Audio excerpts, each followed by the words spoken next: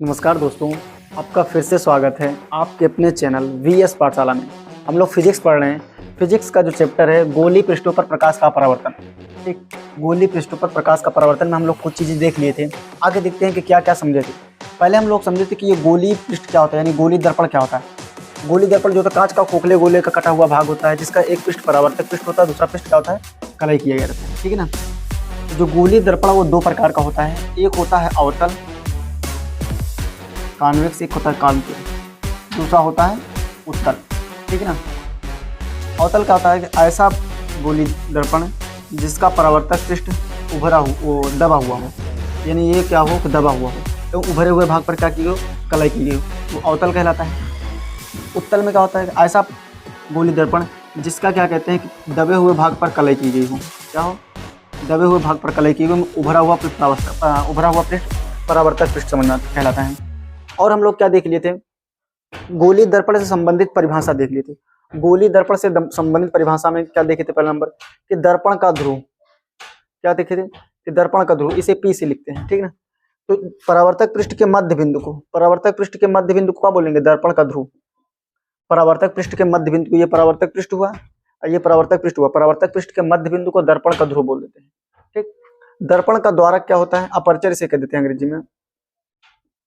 दर्पण का द्वारक, द्वारक कहते हैं। देखो, जो गोली दर्पण होता है वो जिस कांच के खोखले गोले का कटा हुआ भाग होता है, ये खोखला गोला कटा हुआ भाग हुआ ना, ये इसका क्या हुआ, व्यास हुआ।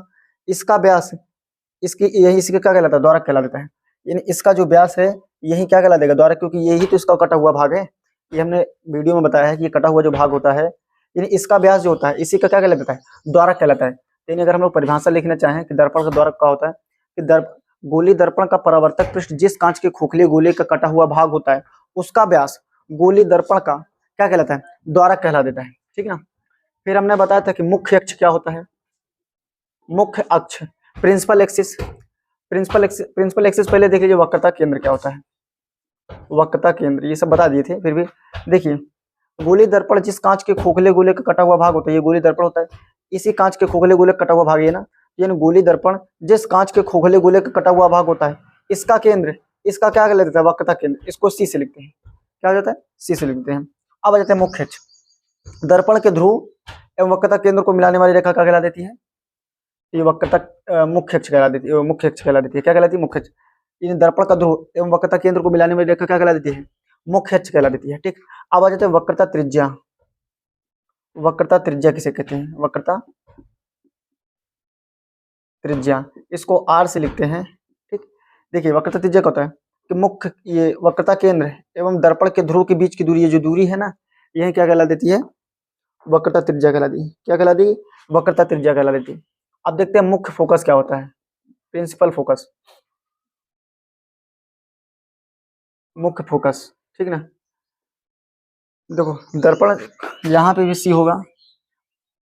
जब कोई प्रकाश किरण मुख्य अक्ष के समांतर आती है, मुख्य अक्ष के समांतर आती है और इससे टकराने के बाद दर्पण से परावर्तन के पश्चात जिस बिंदु से होकर जाती है, यानी मुख्य अक्ष के जिस बिंदु से होकर जाती है, वही क्या कहलाता है, मुख्य फोकस कहला देता है।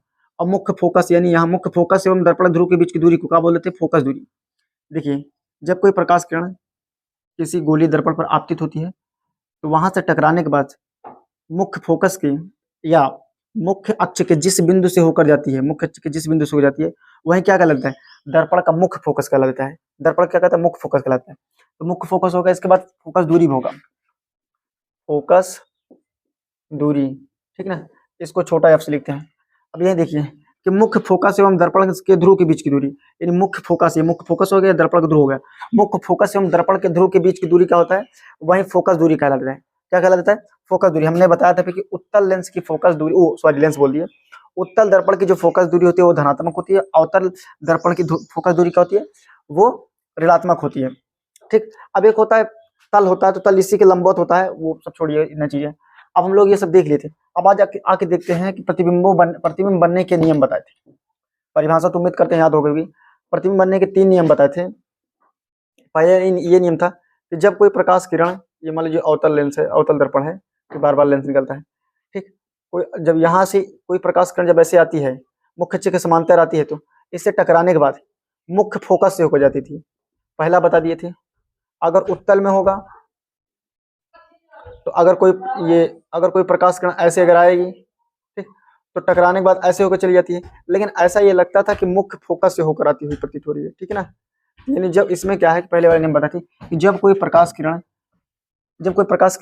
मुख्य अक्ष के समांतर आती है तो परावर्तन के पश्चात कहाँ से हो जाती है, मुख्य फोकस से होकर जाती है, ठीक।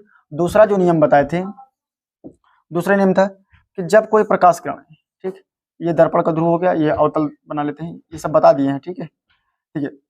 फोकस से होकर आती है, यहाँ से मान लीजिए फोकस होती है, यहाँ से टकराएगी, ये मुख्य अक्ष के समांतर हो जाएगी। कैसी हो जाएगी, यहाँ पे वक्रता केंद्र हो जाएगा। ये कैसी हो जाएगी, मुख्य, जब कोई प्रकाश किरण मुख्य फोकस से होकर आती है और टकराने के बाद मुख्य अक्ष के समांतर हो जाती है। देखिए अभी क्या होता है, यही सेम टू सेम लग रहा है, नहीं लग रहा है, ये समांतर आती थी, टकराने के बाद मुख्य फोकस से होकर जाती थी, अभी मुख्य फोकस से होकर आ रही है तो टकराने के बाद समांतर हो जा रही है, ठीक है ना। ऐसे तीसरा जो नियम है वो क्या है कि जब कोई प्रकाश किरण, ये मुख्य फोकस हो गया, जब कोई प्रकाश किरण मान लीजिए यहाँ पे या फिर यहाँ पे सी है, ये कहीं कहाँ से होकर आ रही है, वक्रता केंद्र से ही होकर आती है, तो टकराने के बाद सीधे सीधा लौट जाती है। मान लीजिए वक्रता केंद्र, जब कोई प्रकाश का टार्च इस पे दिखाया गया, ऐसे वक्रता केंद्र से ही होकर आ रही है, तो टकराने के बाद क्या होती है कि उसी मार्ग पर वापस लौट जाती है, ठीक है ना। यहाँ तक हम बताए थे। अब इसके आगे देखते हैं, आइए हम समझते हैं कि गोलीय दर्पण से प्रतिबिंब बनने का नियम। गोलीय दर्पण कितना होता है, दो होता है, एक अवतल होता है, दूसरा उत्तल होता है। तो हम लोग पहला नंबर समझेंगे कि अवतल दर्पण द्वारा प्रतिबिंब बनने की कितना प्रकार से बन सकता है अवतल दर्पण द्वारा। याद रखिए, अवतल दर्पण के सामने वस्तु एवं दर्पण के बीच में अगर वस्तु को आगे पीछे करके रखें तो टोटल 6 स्थितियां बन सकती है। कितनी स्थितियां बन सकती हैं, 6 स्थितियां। उन्हीं 6 स्थितियों को हम लोग समझते हैं। पहली, आप थोड़ा सा यहाँ पे स्थितियों समझने से पहले थोड़ा समझिए कि यहाँ पे ये मेरा अवतल दर्पण होता है, ठीक है ना, अवतल दर्पण होता है, ये उस दर्पण का क्या होता है, ध्रुव हो जाता है, ये मेन एक्सिस हो जाता है, यहाँ पे कहीं पर मान लेते हैं मुख्य फोकस हो जाता है, ये मेरा वक्रता केंद्र हो जाता है। इतना सभी लोगों को पता होगा। देखिए अगर इस वक्रता केंद्र के बाद कोई वस्तु यहाँ पर रखी जाती है तो वो अनंत कहलाती है। क्या कहलाती है, अनंत। अगर और पास ला के रख दिए तो अनंत। देखिए इसके बाद की जहां पर भी रखी जाएगी वो बोला जाएगा कि अनंत दूरी पर रखी गई है, कहां पर, अनंत। तो ये भी आप लोग समझने की कोशिश करिएगा, हम समझा रहे हैं। देखिए हम सबसे पहले नंबर अवतल का पढ़ने चल रहे हैं, उत्तल का इसके बाद पढ़ेंगे। यहाँ पे दिएंगे, देखेंगे कि अवतल दर्पण द्वारा प्रतिबिंब का बनना। सबसे पहले नंबर एक अवतल बनाए हैं, यानी सबसे पहले नंबर क्या करेंगे, हम वस्तु को कहीं दूर रख देंगे। यानी ये अवतल दर्पण है ना, तो पहले बहुत दूर रख देंगे।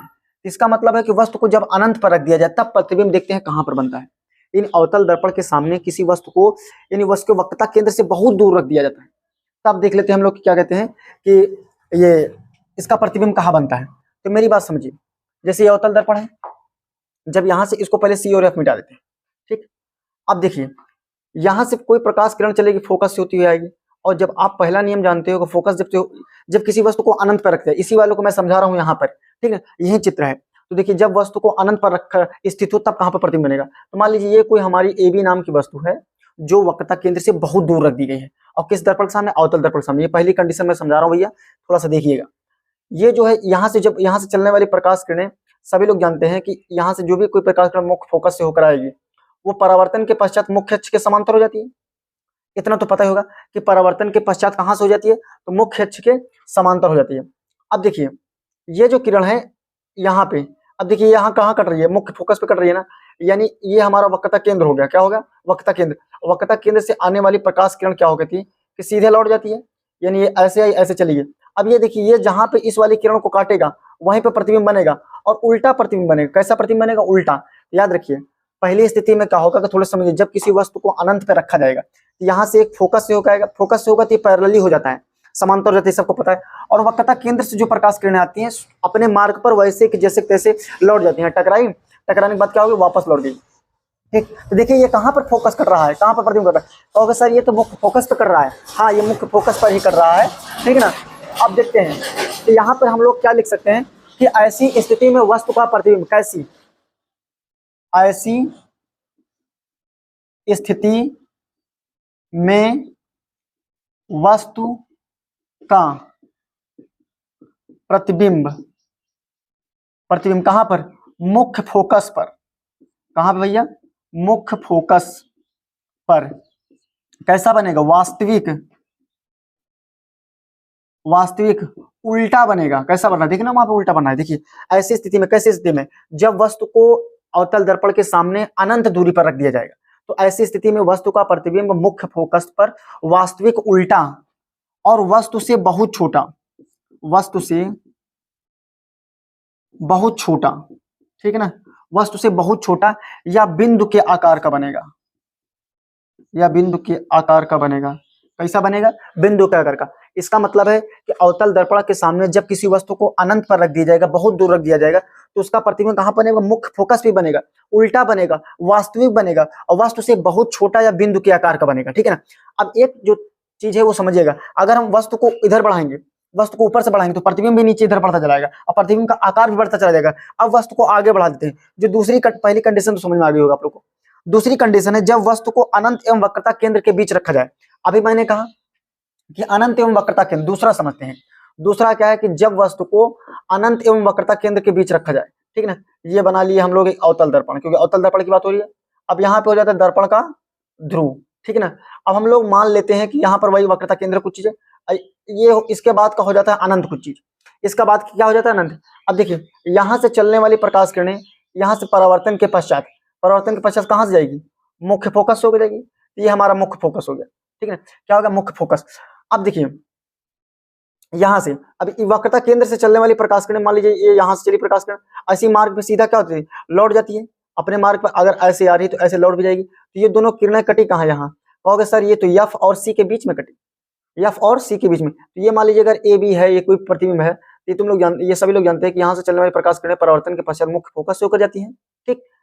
और वक्रता केंद्र से आने वाली प्रकाश किरणें सीधा अपने मार्ग पर लौट जाती हैं। तो दूसरा में क्या बनेगा कि अब देखिए, आप कहोगे सर कि ऐसी स्थिति में कब? दूसरे के जब वस्तु को अनंत एवं वक्रता केंद्र के बीच रखा जाए, तो ये हमारा वक्रता हो गया, उधर हमने बताया अनंत होता है, ठीक। अनंत एवं वक्रता केंद्र के बीच में रखेंगे तो जो वस्तु का प्रतिबिंब कहां बनेगा? वक्रता केंद्र एवं फोकस के मध्य। कहां बनेगा? वक्रता केंद्र एवं फोकस के मध्य। वास्तविक बनेगा, याद रखिएगा, सब वास्तविक बोलिएगा। वास्तविक बनेगा, उल्टा बनेगा और वस्तु से थोड़ा बनेगा, इस वाले से थोड़ा बड़ा बनेगा। तो यहाँ पे लिख लेंगे कैसे बनेगा? उल्टा बनेगा, वास्तविक बनेगा और वस्तु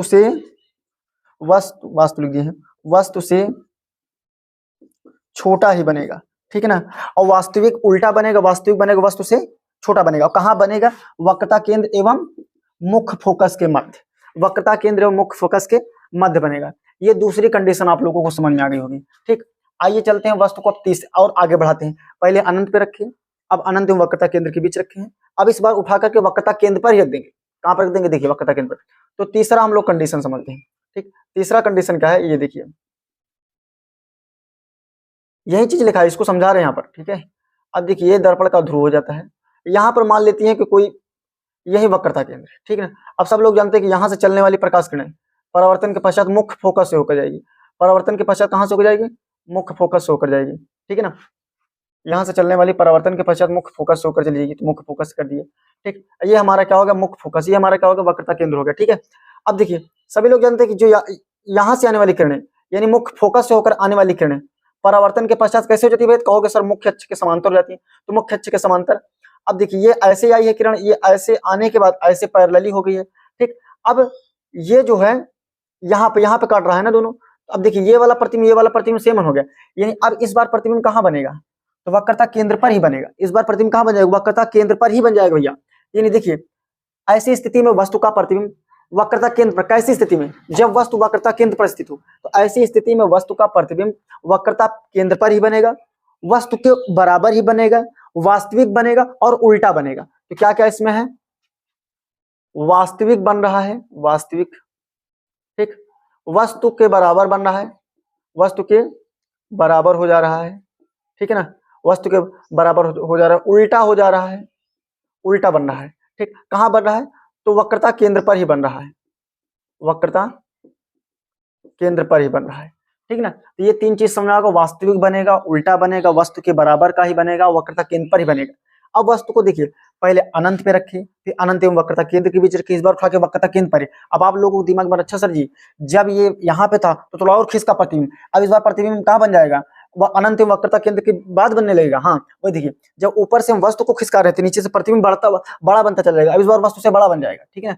तो देखिए चौथी कंडीशन में है कि जब वस्तु को वक्रता केंद्र एवं फोकस के मध्य रखा जाए, यानी वक्रता केंद्र। अब देखिए ये हो गया, ये हमारा दर्पण का ध्रुव होता है। ठीक, अब यहाँ पर कोई वस्तु रख देते हैं। ठीक, रखने के बाद नाम लिख देंगे। अब यहाँ से कोई चलने वाली प्रकाश किरण ये ऐसे होकर चली जाएगी, ये हमारा मुख्य फोकस हो गया। यहाँ पे हम लोग कोई मान लेंगे वक्रता केंद्र। ठीक है, और यहाँ से जाने वाली प्रकाश किरण मुख्य अक्ष के समांतर हो जाती थी। अब ये ऐसे आई किरण मुख्य अक्ष के समांतर आपसी में फोकस हो जाती है, और फोकस से आने वाली किरणें कहाँ जाती है, मुख्य अक्ष के समांतर हो जाती है। तब ये देखिए यहाँ पर बनाना प्रतिबिंब, कहाँ बना, यहाँ पे, और ये हमारा वक्रता केंद्र है। देखिए वक्रता केंद्र के बाद बना है, कहाँ बना है प्रतिबिंब, ये वक्रता केंद्र के बाद बना है ना। तो देखिए जब कोई प्रकाश किरण मुख्य अक्ष के समांतर आती है तो मुख्य फोकस हो जाती थी, ये वाला हमारा मुख्य फोकस हो गया। और मुख्य फोकस से आने वाली किरणें ऐसे आई तो मुख्य अक्ष के क्या हो जाती है, समांतर हो जाती है। तो मुख्य अक्ष की ये वाली समांतर होगी। अब ये दोनों किरणें यहीं पे काटी ना, जहां पे काटेंगे वहीं पे प्रतिबिंब बन जाएगा। ये सीधा था, अब यहाँ पे ए नीचे हो गया, ये भी ऊपर हो गया, यानी वास्तविक उल्टा और वस्तु से बड़ा बन जाएगा। कहाँ बनेगा, अनंत एवं वक्रता केंद्र के बीच बन जाएगा। इस वाले में क्या होगा, वास्तविक बनेगा, उल्टा बनेगा, वस्तु से बड़ा बनेगा। कहां बनेगा, अनंत एवं वक्रता केंद्र के बीच बनेगा। ठीक, तो ये चार समझ में आ गया। अब हम लोग देखते हैं कि पांचवी कंडीशन क्या है। पांचवी, जब वस्तु को उठाकर मुख्य फोकस पर ही रख दिया जाए। जब वस्तु को उठाकर कहां रख दिया जाएगा, मुख्य फोकस पर रख दिया जाएगा। देखिए भैया, जब वस्तु को उठाकर, अब पांचवी कंडीशन है, तो पांचवी कंडीशन ये हमारा क्या हो गया, अवतल दर्पण हो गया, यहाँ पे फोकस हो गया। ठीक, अब यहीं पे कहीं पे फोकस है, तो जब वस्तु के मुख्य फोकस पे हम लोग उठाकर रख दिए, चल भैया यहीं पे रख दिए, जब मुख्य फोकस पर रख दिए तो यहाँ से जाने वाली प्रकाश किरणें कहीं भाई हम तो वहीं से जाने वाले हैं, हमको तो कोई रोकेगा नहीं, क्योंकि ये मुख्य अक्ष के समांतर जाएगी और अपना वहीं से मुख्य फोकस से ही होकर जाएगी। ठीक, कहाँ से होकर जाएगी, मुख्य फोकस। लेकिन ये जो है टकराएगी जब ना, ये टकराएगी, यहाँ से देखिए, यहाँ से जब इसका सिरा इस पर टकराएगा, तो टकराने के बाद यहीं से इसके केंद्र से परावर्तित हो जाएगा। कहाँ जाएगा, इसके सॉरी इसके वक्रता केंद्र से होकर जाएगा। फिर से देखिए एक बार, गड़बड़ हो जाएगा, छोटा चित्र बना दिए थे।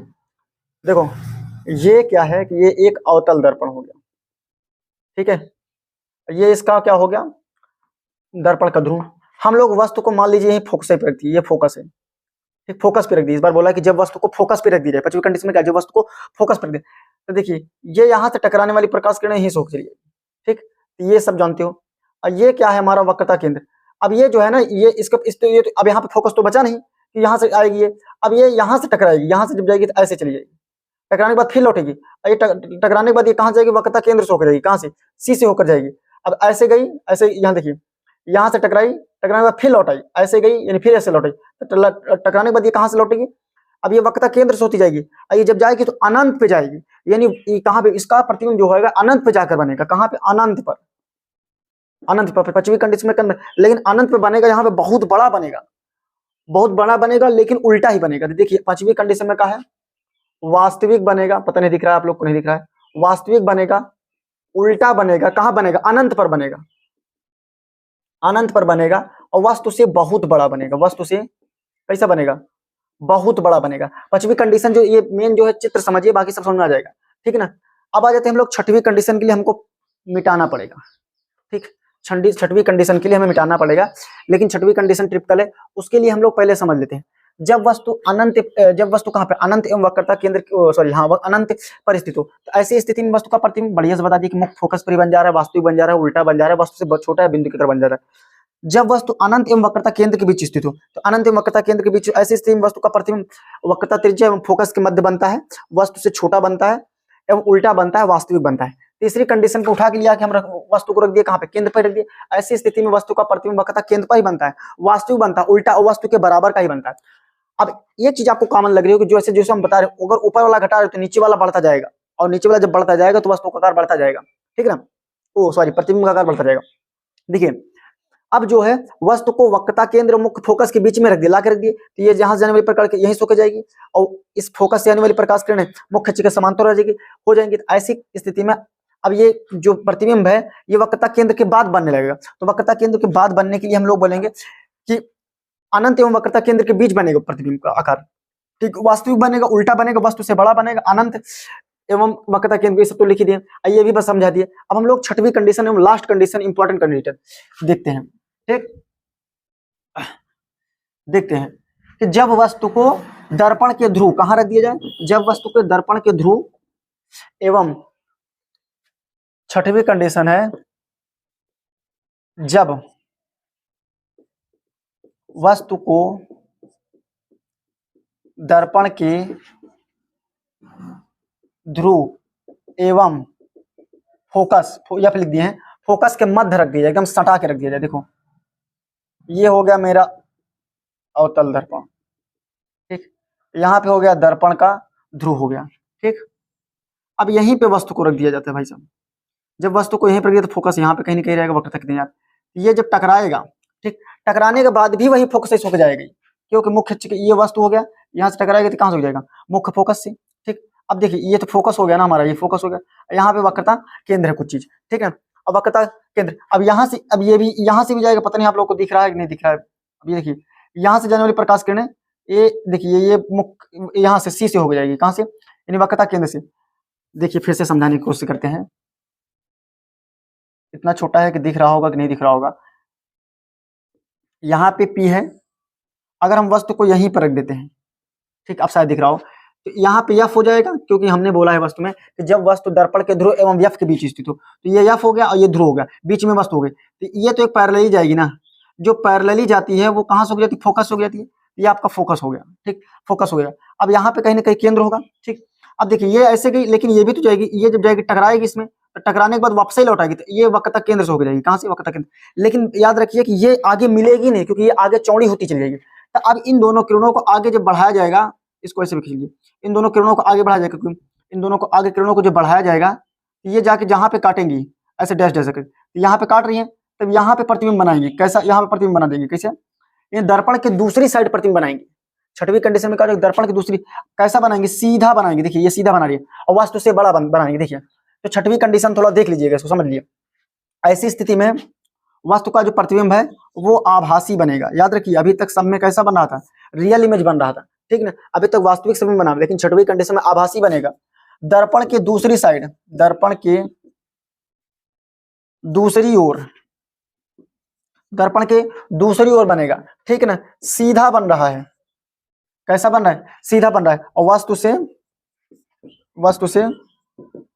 बड़ा बन रहा है, ठीक ना। तो ये छह कंडीशन आपको याद रखना है, ठीक। अब हम लोग उत्तल दर्पण द्वारा प्रतिबिंब का बनना, अवतल दर्पण द्वारा प्रतिबिंबों का बनना आप लोग से उम्मीद करते हैं कि समझ में आया होगा।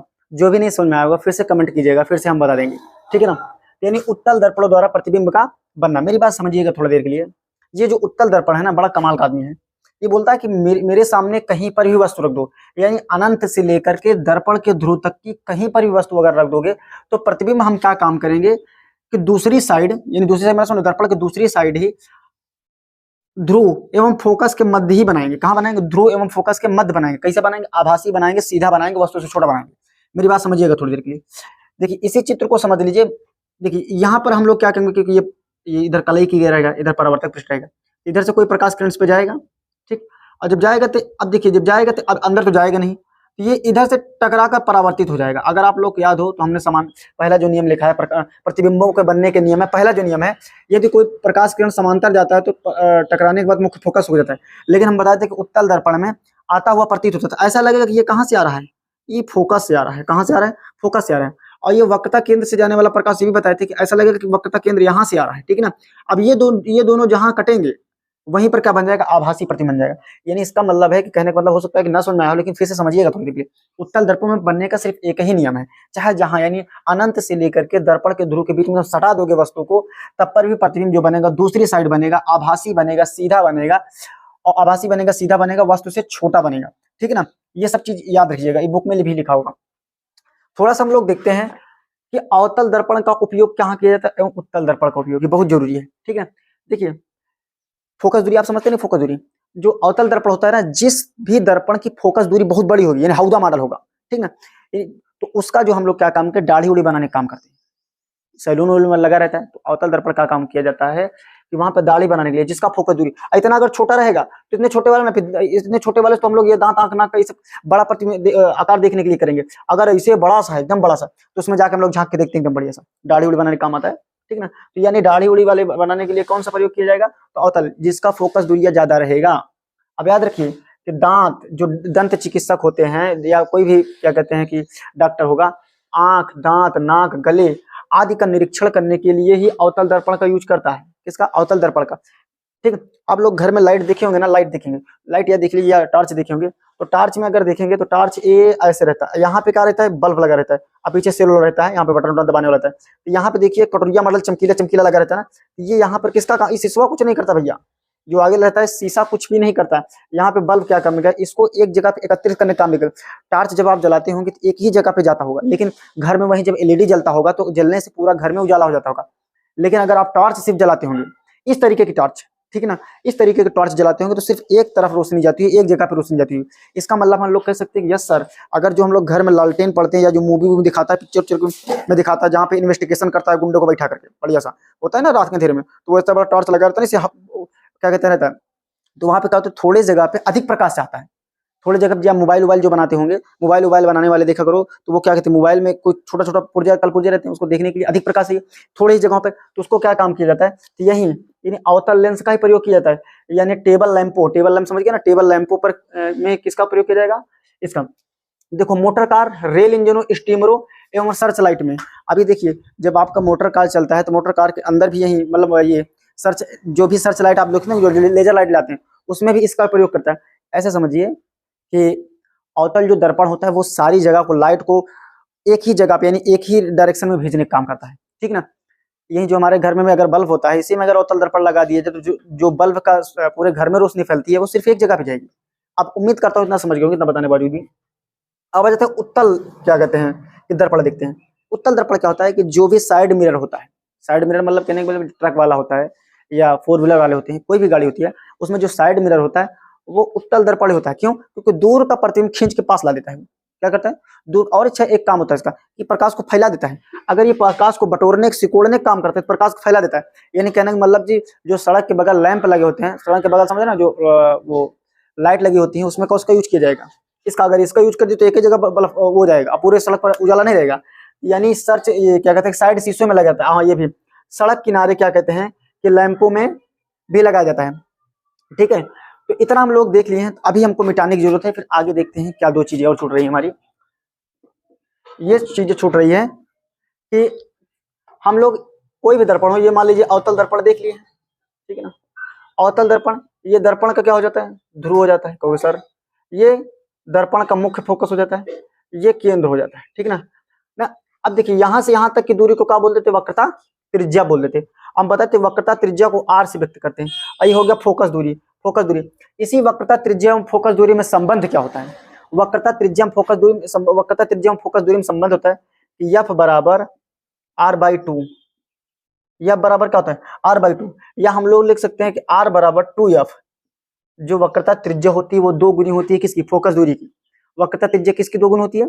फोकस दूरी की। या फोकस दूरी आधी होती है वक्रता त्रिज्या। आपको लग रहा होगा कि सर यहाँ पे तो मान लीजिए यहाँ से यहाँ तक क्या होगा, ये वक्रता तो ये फोकस दूरी यहीं तक तो है, इसका मतलब आधी दूरी। हाँ सही कह रहे हैं।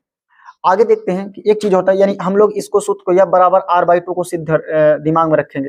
फोकस दूरी दो गुना है किसकी? फोकस दूरी आधी है वक्रता त्रिज्या की। एक और चीज देख लीजिए, अब हम बताते हैं यू वी एफ में संबंध है। इस सूत्र यू क्या है और वी क्या है और एफ तो समझ गए सर, फोकस दूरी की बात कर रहे हैं। ये यू वी क्या है, ठीक ना। देखिए ये कोई हमारा मिरर हो गया ना, और वस्तु इसी पर रखी जाएगी। सर आप इसी वस्तु रखते हैं, तो ये दर्पण से ध्रुव की दूरी को ही क्या बोल देते हैं? यू बोल देते हैं। मेरी बात समझे ना। और ये वस्तु है ना, दर्पण ध्रुव बोलिए, ये दर्पण का ध्रुव होता है ना, दर्पण के ध्रुव से वस्तु की दूरी को ही क्या बोल देते हैं? यू बोल देते हैं। अब प्रतिबिंब कहीं नीचे जो बनेगा ना, प्रतिबिंब नीचे बन रहा था ना, देखिए तो अवतल में नीचे बन रहा था, यानी दर्पण के ध्रुव से प्रतिबिंब की दूरी को वी बोल देते हैं। देखिए समझिए, यानी दर्पण के ध्रुव से वस्तु की दूरी को यू से व्यक्त करते हैं, और सभी दूरियां ऋणात्मक ली जाती है, बताएंगे सब चिन्ह परिपाटी के नियम में। और दर्पण के ध्रुव से प्रतिबिंब, यहाँ पे कहीं ना कहीं प्रतिबिंब बन रहा था ना, यानी इसकी दूरी को v से व्यक्त करते हैं। अब इसका जो सूत्र होता है इसमें संबंध नहीं, यू वी एफ में संबंध है, यानी वस्तु की दूरी, प्रतिबिंब की दूरी और फोकस दूरी में संबंध का होता है, तो होता है 1/f बराबर क्या होता है? 1/f बराबर 1/u प्लस 1/v। 1/f बराबर 1/u प्लस 1/v। इस पे न्यूमेरिकल लगता है, ठीक है ना। अब हम लोग देखते हैं कि सब देखो जो उत्तल लेंस होता है, उत्तल दर्पण होता है, लेंस बार बार आ जाता है, उत्तल दर्पण, उसकी फोकस दूरी जो होती है हमेशा धनात्मक, और जो अवतल होता है, अवतल, उसकी फोकस दूरी हमेशा क्या होती है, ऋणात्मक। उसकी फोकस दूरी क्या होती है, हमेशा ऋणात्मक। उम्मीद करता हूँ इतना समझ में आ गया।